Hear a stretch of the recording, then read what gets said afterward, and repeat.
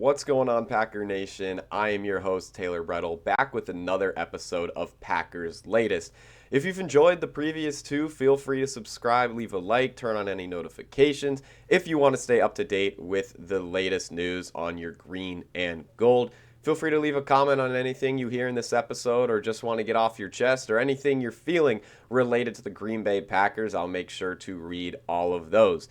We got a busy schedule up today. Lots of news has been announced as it is officially Thursday, and this game against the New York Giants will kick off on Sunday. Starting with that Jackson Dart will not play in this game, and Jameis Winston was announced to be the expected quarterback to go against this Green Bay defense on Sunday. Obviously, Winston is expected to be the quarterback. If something happens and he gets hurt in a practice, it would be Russell Wilson, but Jameis Winston is getting the nod for the first time this season. Giants had tried out Russell Wilson in games where Dart wasn't playing. Even in the last game where the Bears beat the Giants, the game where Dart got hurt with that concussion, Russell Wilson was the one to come in. And it looks like the Giants are moving in a new direction with Winston. That's not the only thing in a new direction for this Giants team.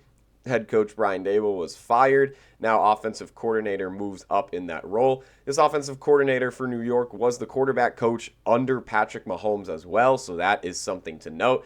This is not just some guy off the coaching staff for New York. This is someone that could possibly fill the shoes really well for a team that's 2-8 and honestly playing with nothing to lose. If you lose, you get a better draft pick. If you win, you look like a good coach. They're playing with nothing to lose. But getting into Jameis Winston a little bit more, I got some numbers here. He's been in the league for a while, as many of us know. Last season started in just 7 games. Still has those interception issues that he's had his whole career. I believe he has 154 touchdowns to 111 interceptions on the career. If you're a faithful Packers fan, you know that sounds a little bit like Brett Favre with those interception issues. But going into just last season as a starter, he played 7 games, only a 61.6% completion, 291 yards he averaged per game, and 12 touchdowns to 12 interceptions, an exact 1-to-1 ratio, but still with nearly 300 yards per game. You could tell he's flinging it. He's going to let it fly. 4 of those 7 games last season that he started had multiple interceptions in them, and I believe 1 or 2 of those had 3 interceptions within them. You look at Jameis Winston versus the Packers in his career, though, under Matt LaFleur, and it's a whole different story. Just 2 games. I know it's a small sample size, but 24 of 36, 249 yards, 7 touchdowns, and no interceptions. For a guy that almost has a 1-to-1 touchdown interception ratio in 2 games against the Packers under Matt LaFleur, 7 touchdowns to no interceptions, that is crazy. One of those games had 5 touchdowns. It was that week 1 loss to the New Orleans Saints when Rodgers was still with the Packers. The other one was that Jordan Love 18-point comeback in the 4th quarter where the Saints were leading that one 17-0 before collapsing for Jordan Love to take the Packers home happy. But nonetheless, even though one of those resulted in a win, those numbers that Winston has done to Matt LaFleur and the Green Bay Packers, and he's done to their defense, is a little concerning once more for a guy that throws some of the most interceptions in the entire NFL out of all quarterbacks. You go into the Giants specifically. Let's really look at Matt LaFleur against the Giants specifically and how he has struggled facing them in his career. As the Packers head coach, Matt LaFleur is just 1-2 against the Giants, dropping the last 2 games in which they faced New York. The most recent win for New York out of those 2 games was in 2023 with Tommy DeVito at quarterback pulling off the upset to defeat the Green Bay Packers. And this Packers defense allowed an 81% completion rate for DeVito. It's the highest in a start in his career.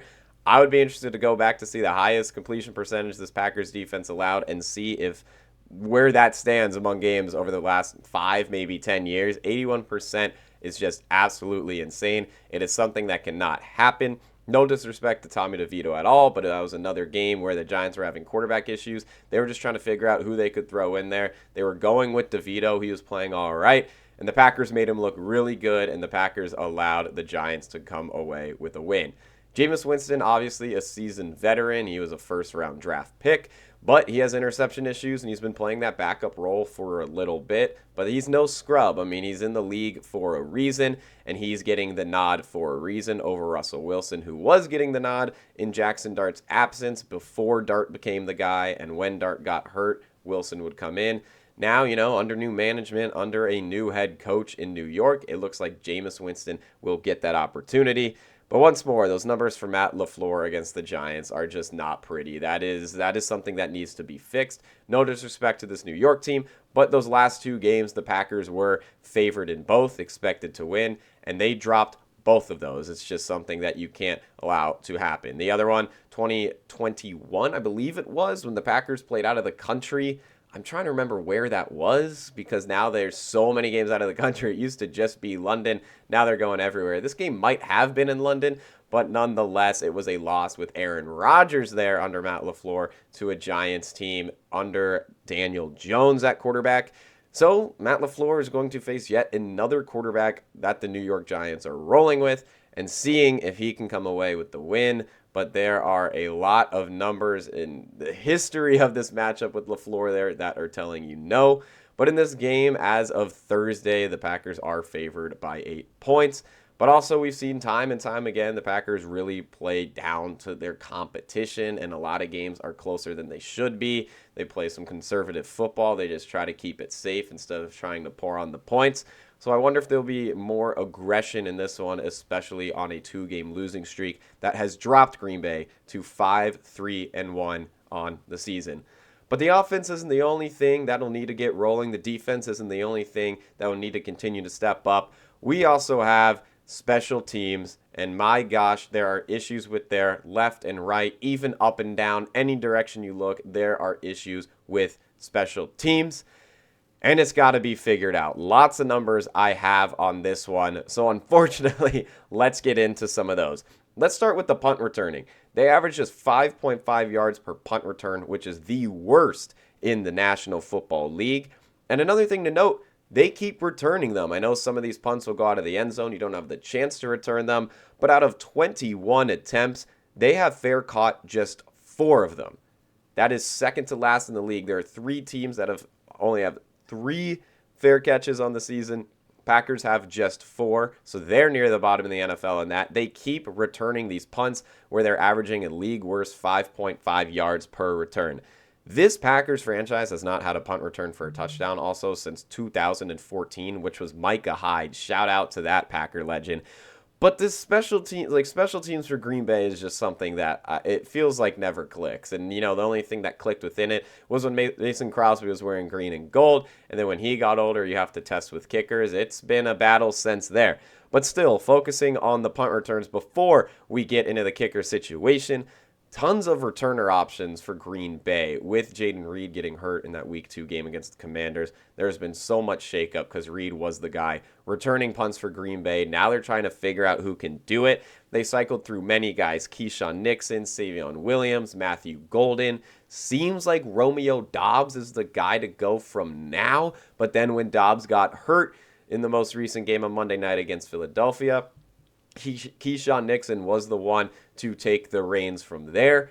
And they just can't seem to find a comfortable guy to return punts. Again, it seems like it's Doubs, but going into that season, Romeo Doubs probably expected not to return a single punt.